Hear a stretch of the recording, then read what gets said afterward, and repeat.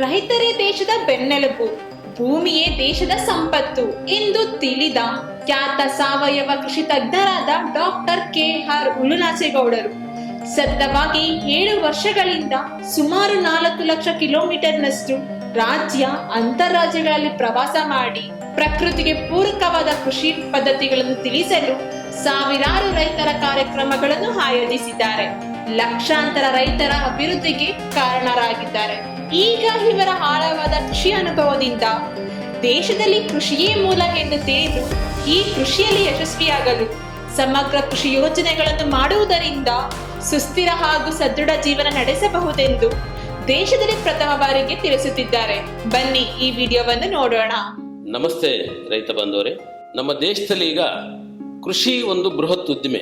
ಯಾಕಂದ್ರೆ 80% ಜನಕ್ಕೆ ಇವತ್ತು ಉದ್ಯೋಗವನ್ನು ಕಲ್ಪಿಸಿಕೊಡುವಂತ ಶಕ್ತಿ ಇರ್ತಕ್ಕಂಥದ್ದು ಕೃಷಿ ಉದ್ದಿಮೆಗೆ. ಆದರೆ ಕೃಷಿ ಉದ್ದಿಮೆ ಇವತ್ತು ಬಹಳ ಸಂಕಷ್ಟದಲ್ಲಿ ಸಿಲುಕಿದೆ. ಕಾರಣಗಳೇನಂತಂದ್ರೆ, ನಮ್ಮ ವೈಜ್ಞಾನಿಕ ಪದ್ಧತಿಗಳಂತ ನಾವೇನು ಹೇಳ್ತಾ ಇದ್ದೀರಿ, ಇದು ಕೃಷಿ ಉದ್ದಿಮೆಗೆ ಮಾರಕವಾಗಿ ಪರಿಣಮಿಸಿದೆ. ಆ ಮಾರಕವಾಗಿ ಪರಿಣಮಿಸಿರೋದ್ರಿಂದ ಯಾವ ಕೃಷಿಕರು ಇವತ್ತು ಯಶಸ್ವಿಯನ್ನು ಕಾಣಲಿಕ್ಕೆ ಆಗ್ತಾ ಇಲ್ಲ. ಅದರಿಂದ ಬಹಳಷ್ಟು ಸಂಕಷ್ಟದಲ್ಲಿ ಇವತ್ತು ಈ ಒಂದು ರೈತ ಸಮುದಾಯ ಇವತ್ತು ಸಿಕ್ಕಿ ನರಳುತ್ತಾ ಇದೆ. ಸರಿಯಾದ ರೀತಿಯಲ್ಲಿ ತಿಳಿದು ಮಾಡುವುದಾದರೆ ನಾವು ಅತಿ ಹೆಚ್ಚಿನ ಒಂದು ಯಶಸ್ವಿಯನ್ನು ಇಲ್ಲಿ ಗಳಿಸಲಿಕ್ಕೆ ಸಾಧ್ಯ ಇದೆ. ನೋಡಿ, ಈ ಕೃಷಿ ಉದ್ದಿಮೆಯಲ್ಲಿ ಬಹುಮುಖ್ಯವಾಗಿ ಒಂದು ಉದ್ದಿಮೆ ಎಂದಾಗ ಸರಿಯಾದ ಯೋಜನೆಗಳು ಬಹಳ ಮುಖ್ಯ. ಸೊ ಅದಕ್ಕೆ ಇಲ್ಲಿ ಸಮಗ್ರ ಕೃಷಿ ಯೋಜನೆಯಿಂದ ಸುಸ್ಥಿರ ಹಾಗೂ ಸದೃಢ ಜೀವನ ಮಾಡಲಿಕ್ಕೆ ಸಾಧ್ಯ ಇದೆ ಅಂತಕ್ಕಂಥದ್ದು ನೀವು ನೋಡ್ತಾ ಇದ್ದೀರಿ. ಅಂದ್ರೆ ಇಷ್ಟೊಂದು ದೊಡ್ಡ ಉದ್ದಿಮೆಗೆ ಒಂದು ಸಮಗ್ರ ಯೋಜನೆಯೇ ಇಲ್ಲ ಅನ್ನೋದಾದರೆ ನಾವು ಹೆಂಗೆ ಸುಸ್ಥಿರವಾಗಿ ಸದೃಢವಾಗಿ ಬದುಕಲಿಕ್ಕೆ ಸಾಧ್ಯ ಇದೆ? ಅದು ಸಾಧ್ಯ ಇಲ್ಲ ಅಂತ ಆಲ್ರೆಡಿ ನಾವು ಇವತ್ತು ತೋರಿಸ್ತಾ ಇದ್ರಿ. ಯಾಕಂದ್ರೆ ಯಾರು ನೆಮ್ಮದಿಯಾಗಿ ಇಲ್ಲದೆ ಇರೋದಕ್ಕೆ ಕಾರಣ ಇವತ್ತು ಸಮಗ್ರ ಕೃಷಿ ಯೋಜನೆ ಇಲ್ಲದೆ ಇರತಕ್ಕಂಥ ವಿಚಾರ. ಅಂದ್ರೆ ನೆಕ್ಸ್ಟ್ ನಾವು ನೋಡಿದ್ರೆ ಇದರಲ್ಲಿ ಬಹುಮುಖ್ಯವಾಗಿ ಇದು ನಮ್ಮ ಕೃಷಿ ಉದ್ದಿಮೆಯಲ್ಲಿ ಸರಿಯಾದ ಬೆಳೆ ಪದ್ಧತಿಗಳು ಅಂತಕ್ಕಂಥದ್ದು ಬಹಳ ಮುಖ್ಯವಾದಂತ ವಿಚಾರ.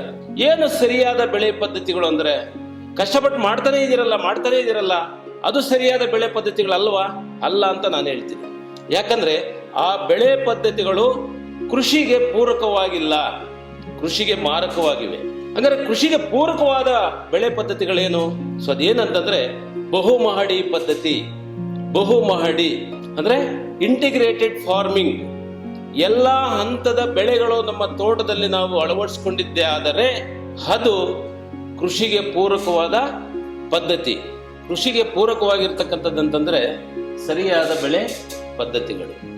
ಏನು ಸರಿಯಾದ ಬೆಳೆ ಪದ್ಧತಿಗಳಂತಂದ್ರೆ, ಹಾಗಾದ್ರೆ ಹೀಗೆ ಮಾಡ್ತಾ ಇರ್ತಕ್ಕಂಥದ್ದು ಸರಿಯಾದ ಬೆಳೆ ಪದ್ಧತಿ ಅಲ್ವಾ ಅಂತ ನಾವು ಪ್ರಶ್ನೆ ಹಾಕೊಂಡ್ರೆ, ಈಗ ಮಾಡ್ತಾ ಇರ್ತಕ್ಕಂಥದ್ದು ಏಕ ಬೆಳೆ ಪದ್ಧತಿಗಳು. ಅಂದ್ರೆ ಒಂದೊಂದೇ ಬೆಳೆಗಳನ್ನ ಹಾಕೊಳ್ಳೋದ್ರಿಂದ ಅದು ಕೃಷಿ ಉದ್ದಿಮೆಗೆ ಮಾರಕವಾದಂತ ವಿಚಾರ. ಅದು ಯಶಸ್ವಿ ಕೊಡ್ಲಿಕ್ಕೆ ಸಾಧ್ಯ ಇಲ್ಲ. ಅಂದ್ರೆ ಬಹು ಬೆಳೆ ಪದ್ಧತಿ ಅಥವಾ ಬಹುಮಹಡಿ ಬೆಳೆ ಪದ್ಧತಿಗಳನ್ನ ನಾವು ಇವತ್ತಿಲ್ಲಿ ರೂಢಿಸ್ಕೋಬೇಕಾಗಿದೆ. ಈ ಬಹುಮಹಡಿ ಬೆಳೆ ಪದ್ಧತಿಗಳನ್ನ ನಾವು ಮಾಡ್ತಕ್ಕಂಥದ್ರಿಂದ ಅಲ್ಲಿ ಸಾಕಷ್ಟು ಕೃಷಿ ತ್ಯಾಜ್ಯಗಳು ನಮಗೆ ಸೃಷ್ಟಿಯಾಗ್ತದೆ. ಯಾವಾಗ ಕೃಷಿ ತ್ಯಾಜ್ಯಗಳು ಸೃಷ್ಟಿಯಾಗುತ್ತೋ ನೆಕ್ಸ್ಟ್ ನಮ್ಗೆ ಅದರಿಂದ ಸಿಗ್ತಕ್ಕಂಥ ಲಾಭ ಏನಂತಂದ್ರೆ ಇಲ್ಲಿ ಮಣ್ಣು ಫಲವತ್ತತೆ ಆಗತ್ತೆ. ಇದು ಬಹಳ ಮುಖ್ಯವಾದಂತ ವಿಚಾರ. ಯಾಕೆ ಅಂತಂದ್ರೆ ಇವತ್ತು ದೇಶದಲ್ಲಿ ದೊಡ್ಡ ಸಮಸ್ಯೆ ಆಗಿರ್ತಕ್ಕಂಥದ್ದು ಮಣ್ಣು ಫಲವತ್ತತೆ ಕಳ್ಕೊಂಡಿರ್ತಕ್ಕಂಥದ್ದು. ಅಂದ್ರೆ ಮಣ್ಣಿನಲ್ಲಿ ಸಾವಯವ ಇಂಗಾಲದ ಅಂಶ ಕಡಿಮೆ ಆಗಿ ಸುಮಾರು ಒಂದು ಆವರೇಜ್ ನೋಡಿದ್ರೆ ಲೆಸ್ ದೆನ್ 0.5% ಇತ್ತು ಕಡಿಮೆ ಇರ್ತಕ್ಕಂಥದ್ದು ಇವತ್ತು ಕೃಷಿ ಉದ್ಯಮ ಮೇಲೆ ಒಂದು ದೊಡ್ಡ ಪರಿಣಾಮವಾಗಿ ಬಿಂಬಿಸಿ ಇವತ್ತು ರೈತರು ನಷ್ಟಕ್ಕೊಳಗಾಗ್ತಾ ಇದ್ದಾರೆ. ಅದಕ್ಕೆ ಈ ಬಹುಮಹಡಿ ಪದ್ಧತಿಯಿಂದ ಬೆಳೆಗಳು ತ್ಯಾಜ್ಯಗಳು ಯಥೇಚ್ಛವಾಗಿ ಸೃಷ್ಟಿಯಾಗೋದ್ರಿಂದ ಮಣ್ಣು ಫಲವತ್ತತೆ ಚೆನ್ನಾಗಾಗತ್ತೆ. ಯಾವಾಗ ಮಣ್ಣು ಫಲವತ್ತತೆ ಚೆನ್ನಾಗಾಗತ್ತೋ ಸಾವಯವ ಇಂಗಾಲವು ಹೆಚ್ಚಾಗತ್ತೆ. ಸೊ ಯಾವಾಗ ಮಣ್ಣು ಫಲವತ್ತತೆ ಆಗತ್ತೆ, ಅದರಿಂದ ನೆಕ್ಸ್ಟ್ ನಮ್ಗೆ ಸಿಗ್ತಕ್ಕಂಥ ರಿಸಲ್ಟ್ಸ್ ಏನಂತಂದ್ರೆ ಮರಗಿಡಗಳ ಅಭಿವೃದ್ಧಿ ತುಂಬಾ ಚೆನ್ನಾಗಾಗತ್ತೆ. ಯಾಕೆ ಅಂತಂದ್ರೆ ಇವತ್ತು ಯಾವುದೇ ಮರ ಗಿಡ ಬೆಳೆ ಯಾವುದಾದ್ರೂ ಅದು ತುಂಬಾ ಚೆನ್ನಾಗಿ ಬೆಳಿಬೇಕಾದ್ರೆ ಎಲ್ಲಾ ಪೋಷಕಾಂಶಗಳು ಸಿಗಬೇಕು. ಎಲ್ಲಾ ಪೋಷಕಾಂಶಗಳು ಸಿಗಬೇಕಾದ್ರೆ ಮಣ್ಣು ಫಲವತ್ತತೆ ಆಗ್ಬೇಕು. ಈ ಮಣ್ಣು ಫಲವತ್ತತೆ ಆಗೋದ್ರಿಂದ ಮರಗಿಡಗಳ ಅಭಿವೃದ್ಧಿ ಹೆಚ್ಚಾಗುತ್ತೆ. ಹಿಂದೆ ನೋಡಿ ಸಾಕಷ್ಟು ಅರಣ್ಯಗಳು ಮರಗಿಡಗಳು ಎಲ್ಲಿ ನೋಡಿದ್ರು ಸಿಗ್ತಾ ಇತ್ತು, ಇವತ್ತಿಲ್ಲ. ಕಾರಣ ಏನಂತಂದ್ರೆ ಮಣ್ಣು ಮಾಲಿನ್ಯ ಹೊಂದಿ ಆ ಮಣ್ಣು ಫಲವತ್ತತೆನ ಕಳ್ಕೊಂಡಿರೋದ್ರಿಂದ ಇವತ್ತು ಮರಗಿಡಗಳ ಅಭಿವೃದ್ಧಿ ತುಂಬಾ ಕಡಿಮೆ ಆಗಿದೆ. ಅಂದ್ರೆ ಮಣ್ಣು ಮಾಲಿನ್ಯ ಮಾಡಿರ್ತಕ್ಕಂಥದ್ದು ಯಾರು? ನಾವೇ. ಹೆಂಗ್ ಮಾಡಿದ್ರಿ ಅಂತಂದ್ರೆ ಈ ಪ್ರಕೃತಿಗೆ ವಿರುದ್ಧವಾದ ಕೃಷಿ ಪದ್ಧತಿಗಳನ್ನ ಅಳವಡಿಸ್ಕೊಂಡಿರ್ತಕ್ಕಂಥದ್ರಿಂದ, ನಿರಂತರವಾಗಿ ರಸಾಯನಗಳನ್ನ ಮಣ್ಣಿಗೆ ಕೊಟ್ಟು ಕೋಟ್ಯಾನುಕೋಟಿ ಮಣ್ಣಿನ ಜೀವನ ನಾಶ ಮಾಡಿರೋದ್ರಿಂದ ಇವತ್ತು ಮಣ್ಣು ಫಲವತ್ತತೆ ಹಾಳಾಗಿ ಮರಗಿಡಗಳ ಸಂಖ್ಯೆ ಕಡಿಮೆ ಆಗಿದೆ. ಅದಕ್ಕೆ ಪೂರಕವಾಗಿ ನಾವಿವತ್ತು ಮಣ್ಣು ಫಲವತ್ತತೆ ಮಾಡ್ಕೊಂಡಿದ್ದಾದ್ರೆ ಮರಗಿಡಗಳ ಅಭಿವೃದ್ಧಿನೂ ಹೆಚ್ಚಾಗುತ್ತೆ. ಯಾವಾಗ ಮರಗಿಡಗಳ ಅಭಿವೃದ್ಧಿ ಹೆಚ್ಚಾಗುತ್ತೋ ನೆಕ್ಸ್ಟ್ ನಮಗೆ ಏನು ಸಿಗಬಹುದು ಫಲಿತಾಂಶ ಅಂತ ನೋಡಿಕೊಟ್ರೆ, ಇಲ್ಲಿ ನೋಡಿ, ಈ ಮೂರು ಸರಿಪಡಿಸ್ಕೊಂಡಾಗ ಅಂದ್ರೆ ಸರಿಯಾದ ಬೆಳೆ ಪದ್ಧತಿ, ಮಣ್ಣು ಫಲವತ್ತತೆ, ಮರಗಿಡಗಳ ಅಭಿವೃದ್ಧಿ ಆದಾಗ ಕಾಲ ಕಾಲಕ್ಕೆ ಮಳೆ ಬರುತ್ತೆ. ಇದು ಎಲ್ರಿಗೂ ಗೊತ್ತಿರ್ತಕ್ಕಂಥ ವಿಚಾರ. ಹೆಂಗೆ ಅಂತಂದ್ರೆ ಮರಗಿಡಗಳ ಅಭಿವೃದ್ಧಿ ಆದ್ರೆ ಮಳೆ ಬರುತ್ತೆ ಅಂತ ಗೊತ್ತು, ಆದ್ರೆ ಮಣ್ಣು ಫಲವತ್ತತೆನೂ ಆಗ್ಬೇಕಂದ್ರೆ ಮಳೆ ಬರಲ್ಲ ಅಂತ ಎಷ್ಟೋ ಜನಕ್ಕೆ ಗೊತ್ತಿಲ್ಲ. ಹೆಂಗೆ ಅಂತಂದ್ರೆ ಫಲವತ್ತತೆ ಮಣ್ಣಲ್ಲಿ ಎರಡು ಶಕ್ತಿ, ಅಂದ್ರೆ ಒಂದು ಗುರುತ್ವಾಕರ್ಷಣ ಶಕ್ತಿ, ಇನ್ನೊಂದು ಕೇಶಾಕರ್ಷಣ ಶಕ್ತಿ ಕೆಲಸ ಮಾಡಿ ಕಾಲ ಕಾಲಕ್ಕೆ ಮಳೆ ಬರೋ ತರ ಮಾಡ್ತೀವಿ. ಅಂದ್ರೆ ಕೇಶಾಕರ್ಷಣೆ ಅಂತಂದ್ರೆ ಭೂಮಿ ಅಂತರಾಳದಲ್ಲಿರ್ತಕ್ಕಂಥ ನೀರು ಹಾವಿಯಾಗಿ ಮೇಲೆ ಬರ್ತಕ್ಕಂಥದ್ದು. ಗುರುತ್ವಾಕರ್ಷಣೆ ಅಂತಂದ್ರೆ ವಾತಾವರಣದಲ್ಲಿ ಇರ್ತಕ್ಕಂಥದ್ದನ್ನ ಗುರುತ್ವಾಕರ್ಷಣೆ ಬಲದಿಂದ ಎಳೆದು ಮಳೆ ಬೀಳ್ತಕ್ಕಂಥ ಮಾಡ್ತಕ್ಕಂಥ ವಿಚಾರ ಇವತ್ತು ಮಣ್ಣು ಫಲವತ್ತತೆಯಲ್ಲಿ ಇದೆ. ಆ ನೆಕ್ಸ್ಟ್ ಮರಗಿಡಗಳು, ಈ ಮರಗಿಡಗಳು ಏನ್ ಮಾಡ್ತಾವ ಅಂತಂದ್ರೆ ವಿಂಡ್ ಸ್ಪೀಡ್ ನ ಬ್ರೇಕ್ ಮಾಡ್ತದೆ, ಗಾಳಿನ ಬ್ರೇಕ್ ಮಾಡಿ ಅದೇ ಜಾಗದಲ್ಲಿ ಮಳೆ ಬರೋ ತರ ಆಕರ್ಷಣೆ ಮಾಡುವಂತ ಶಕ್ತಿ ಮರಗಿಡಗಳಿಗಿದೆ. ಸೊ ಅದಕ್ಕೆ ಈ ಒಂದಕ್ಕೊಂದು ಪೂರಕವಾದ ವಿಚಾರಗಳನ್ನ ನಾವು ಅಳವಡಿಸ್ಕೊಳ್ತಾ ಹೋದ್ರೆ ಮುಂದೇನಾಗುತ್ತೆ ಅಂತ ನೋಡೋಣ. ನೋಡಿ, ಈ 4 ಅಂಶಗಳನ್ನ ಸರಿಪಡಿಸ್ಕೊಂಡಾಗ ತಾಪಮಾನ ತಾನೇ ಕಡಿಮೆ ಆಗ್ತದೆ. ಕಡಿಮೆ ಆಗ್ಲೇಬೇಕು. ಯಾಕೆಂತಂದ್ರೆ ಈ ಫಲವತ್ತತೆಯ ಮಣ್ಣು ಗಿಡ ಮರಗಳಿರೋ ಕಡೆ ತಾಪಮಾನ ಹೆಚ್ಚಕ್ಕೆ ಸಾಧ್ಯ ಇಲ್ಲ. ಇವತ್ತೇನಾಗಿದೆ, ಫಲವತ್ತತೆ ಕಳ್ಕೊಂಡು ಸಿಮೆಂಟ್ ಭೂಮಿ ತರ ಆಗ್ಬಿಟ್ಟಿದೆ ನೆಲ. ಅಲ್ಲಿ ಬಿಸಿಲು ಬಿದ್ದಾಗ ತಾಪಮಾನ ಹೆಚ್ಚಾಗ್ತಾ ಇದೆ. ಇವತ್ತು ತಾಪಮಾನದ ಬಗ್ಗೆ ಒಂದು ದೊಡ್ಡ ಸಮಸ್ಯೆ ಇದೆ ದೇಶದಲ್ಲಿ. ಯಾಕೆಂತಂದ್ರೆ ಒಂದು 20-25 ವರ್ಷದ ಹಿಂದ್ಗಡೆಗೂ ಇವತ್ತಿಗೂ 10-12 ಡಿಗ್ರಿ ಟೆಂಪರೇಚರ್ ಇವತ್ತು ಹೆಚ್ಚಾಗಿರ್ತಕ್ಕಂಥದ್ದು ನಾವು ಕಾಣ್ತಾ ಇದ್ದೀವಿ. ಅಂದ್ರೆ ಇದೇ ರೀತಿ ಮುಂದುವರೆದ್ರೆ ಏನಾಗ್ಬೋದು ಪ್ರಪಂಚ? ಈ ಗ್ಲೋಬಲ್ ವಾರ್ಮಿಂಗ್ ನ ಯಾರು ಕಂಟ್ರೋಲ್ ಮಾಡೋದು ಅಂತಕ್ಕಂಥ ಸಾಕಷ್ಟು ಸಮಸ್ಯೆಗಳು ಇವತ್ತು ನಮ್ಮ ಎದುರುಗಡೆ ಸಮಸ್ಯೆಗಳು, ಚಾಲೆಂಜ್ಗಳು ಇವತ್ತು ಇದೆ. ಅದಕ್ಕೆ ಈ 4 ಅಂಶಗಳನ್ನ ಸರಿಪಡಿಸ್ಕೊಂಡಾಗ ತಂತಾನಾಗೆ ತಾಪಮಾನ ಕಡಿಮೆ ಆಗತ್ತೆ. ಸೊ ಮುಂದಿನ ಪೀಳಿಗೆನೂ ಈ ಭೂಮಿ ಮೇಲೆ ಬದುಕಲಿಕ್ಕೆ ನಾವು ಅವಕಾಶ ಮಾಡಿಕೊಟ್ಟಂಗಾಗತ್ತೆ. ಸೊ ಇಷ್ಟು ಸರಿಪಡಿಸ್ಕೊಂಡಾಗ ನೆಕ್ಸ್ಟ್ ಏನಾಗತ್ತೆ ಅಂತ ನೋಡೋಣ. ನೋಡಿ, ಈ 5 ಅಂಶಗಳು ಸರಿಪಡಿಸ್ಕೊಂಡಾಗ, ಒಂದಕ್ಕೊಂದು ಪೂರಕವಾಗಿ ನಾವು ಮಾಡ್ಕೊಂಡಾಗ ಅಂತರ್ಜಲ ಹೆಚ್ಚಾಗುವುದು. ಹೆಂಗೆ ಹೆಚ್ಚಾಗತ್ತೆ? ಭೂಮಿಯ ಫಲವತ್ತತೆ ಯಾವಾಗ ಹೆಚ್ಚಾಗತ್ತೋ ನೀರ್ನ ಹಿಡಿದಿಟ್ಕೊಳ್ಳೋ ಶಕ್ತಿ ಜಾಸ್ತಿ ಆಗುತ್ತೆ, ಎವಾಪರೇಷನ್ ಪರ್ಸೆಂಟೇಜು ಕಡಿಮೆ ಆಗುತ್ತೆ. ಮಳೆ ಬಿದ್ದಾಗ ನೀರು ಎವಾಪರೇಷನ್ ಆಗೋದು ಕಡಿಮೆ ಆಗಿ ಭೂಮಿ ಒಳಗಡೆ ಹೋಗಿ ಸೇರ್ಕೊಂಡು ಅಂತರ್ಜಲ ಹೆಚ್ಚಾಗುತ್ತೆ. ಯಾವಾಗ ಅಂತರ್ಜಲ ಹೆಚ್ಚಾಗುತ್ತೋ ಕೆರೆ ಕುಂಟೆಗಳು ತುಂಬಿಕೊಳ್ತವೋ, ಸೊ ನೆಕ್ಸ್ಟ್ ನಮಗೆ ಏನಾದ್ರೂ ಫಲಿತಾಂಶ ಸಿಗ್ಬೋದು ಅಂತ ನೋಡೋಣ. ಪ್ರಾಣಿ ಪಕ್ಷಿಗಳ ಅಭಿವೃದ್ಧಿ ಹೆಚ್ಚಾಗತ್ತೆ, ಬಹುಮುಖ್ಯವಾದಂತ ವಿಚಾರ ಇದು.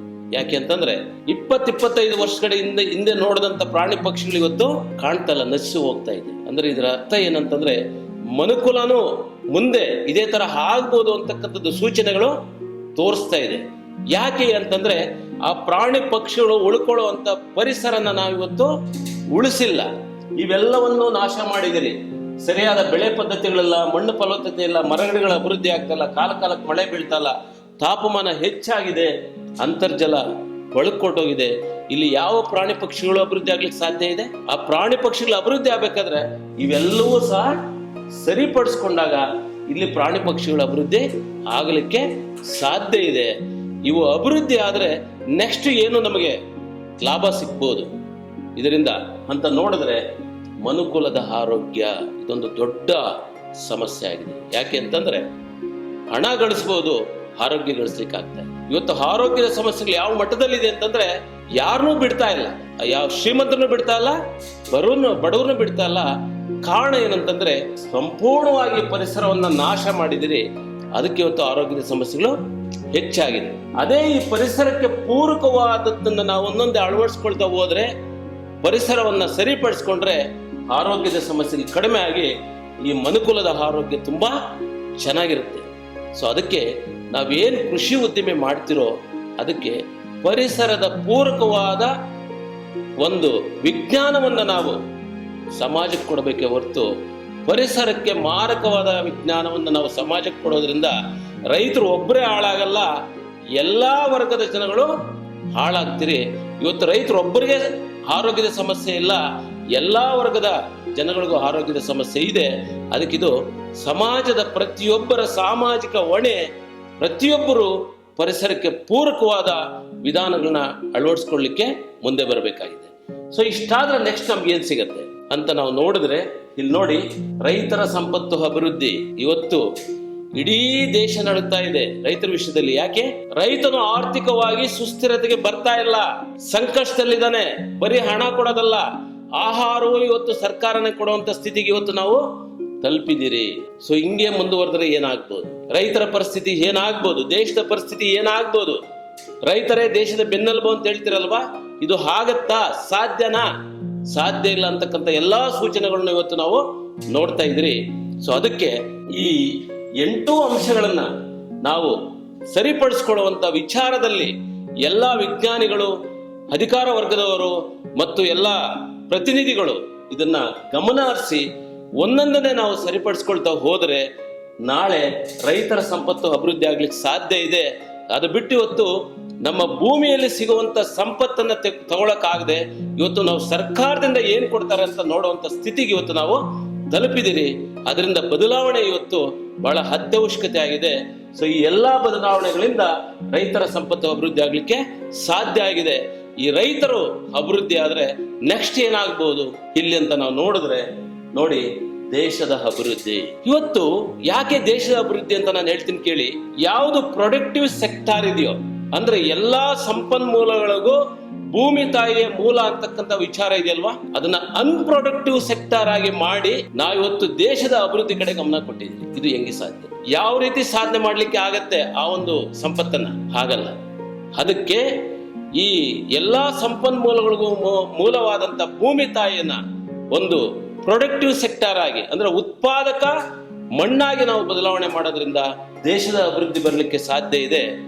ಅದಕ್ಕೆ ಈ ದೇಶದ ಅಭಿವೃದ್ಧಿಗೆ ಈ 9 ಪಾಯಿಂಟ್ ಬಹಳ ಬಹಳ ಮುಖ್ಯವಾದಂತ ವಿಚಾರ ಆಗಿದೆ. ಈ ಒಂದೊಂದು ಪಾಯಿಂಟ್ ಮುಂದೆ ಇಟ್ಕೊಂಡು ಇವತ್ತು ಸರ್ಕಾರದ ಪ್ರತಿನಿಧಿಗಳು ಕೊಡಬೇಕಾದಂತ ಬಜೆಟ್ ಅಲ್ಲಿ ಏನು ವ್ಯವಸ್ಥೆ ಇದೆಯೋ ಆ ವ್ಯವಸ್ಥೆಗಳಿಗೆ ಒಂದೊಂದು ಪಾಯಿಂಟ್ ಗಮನದಲ್ಲಿ ಇಟ್ಕೊಂಡು ಮುಂದೆ ಇಟ್ಕೊಂಡು ಚರ್ಚೆ ಮಾಡಿ ಅದಕ್ಕೆ ಪೂರಕವಾಗಿ ನೀವೇನಾದ್ರೂ ಕೊಟ್ಟಿದ್ದೆ ಆದ್ರೆ ದೇಶದ ಅಭಿವೃದ್ಧಿ ಇಲ್ಲಿಂದ ಒಂದು 10 ವರ್ಷದಲ್ಲಿ ರೈತರು ಸಂಪದ್ಭರಿತವಾಗಿ ಬೆಳಿಲಿಕ್ಕೆ ಸಾಧ್ಯ ಇದೆ.